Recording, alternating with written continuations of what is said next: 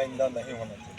पूछ लीजिए, पीड़ित से हम बोले हैं लिखित रूप में देने के लिए बोले हैं इसलिए बोले हैं कि हमें धमकी दिए कि अगर दरवाजे पर थाना आ जाएगा, बोला गया हमको कि दरवाजे पर थाना आ जाएगा तो फिर तुम समझना जो समस्या है वो तो बताना पड़ेगा ना, इतना नहीं है कि मार दिया गया। उसके बावजूद हम गए थे, आपके घर पर गए थे ना, आपसे मुलाकात हमारी हुई थी, तो आप बोले थे कि सर छोड़ दीजिए, इसमें कोई कार्रवाई नहीं करनी है हमें। उसके बाद हम घर पर, आपके घर पर गए हैं, अभियुक्त के घर पर छापामारी किए हैं, आपसे हम मुलाकात किए हैं, आपके घर पर भी गए हैं, तो हम कैसे नहीं गए, कैसे कार्रवाई नहीं की? कार्रवाई के लिए तो आपको नेताजी यदि कुछ समस्या है तो रिटेन में हमको कुछ देना न पड़ेगा। मौखिक जो कार्रवाई हमसे हुई सूचना पर, टेलीफोनिक सूचना पर, वो हम कार्रवाई किए हैं और गए हैं। आप भी फ़ोन किए, इनसे भी बात हुई है हमारी, हम घर पर गए हैं और हमारे पदाधिकारी थे, उनसे मुलाकात भी हुई है। हम अभियुक्त के घर पर भी छापामारी किए हैं और इनसे मिलकर हम इनसे बोले, वहाँ भी बोले हैं कि यदि कोई समस्या होगा, जब आपको समस्या होगा उस समय हमको फ़ोन कीजिएगा, हम वहाँ पहुँचेंगे। बताए थे ना आपको, बोले हैं जब आप समस्या बताएं हम वहाँ पहुँचे हैं कि नहीं, या मेरे थाना से कोई पदाधिकारी वहाँ गए हैं कि नहीं, बता दें। यही तो मेरी सवाल है सर कि आप जाते हैं, लेकिन आप बताइए कि अरेस्टिंग क्यों नहीं होता है?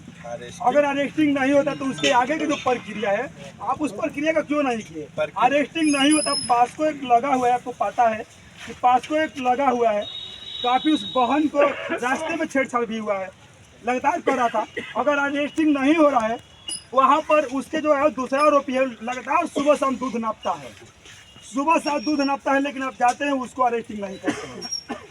ये शिकायत है।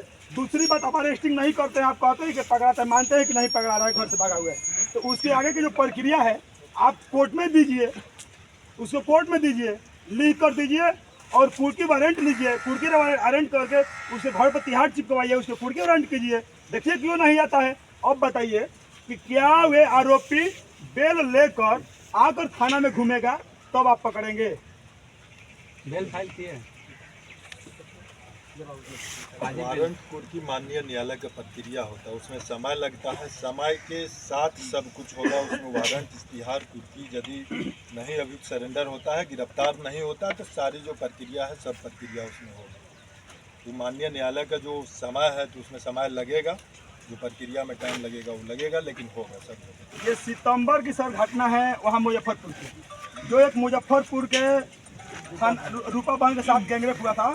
हमने 24 घंटे के अंदर उस आरोपी के ऊपर हमने बुलडोजर चलवाए थे, हमारे ही संगठन के ऊपर लोगों ने सब बुलडोजर चलाए। आप बताइए कि वहाँ कैसे हो सकता है और यहाँ क्यों नहीं हो सकता है?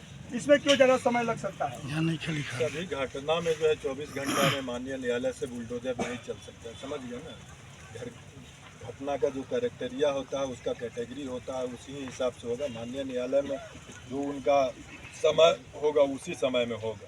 24 घंटा में होने लायक नहीं था, इसलिए नहीं हुआ।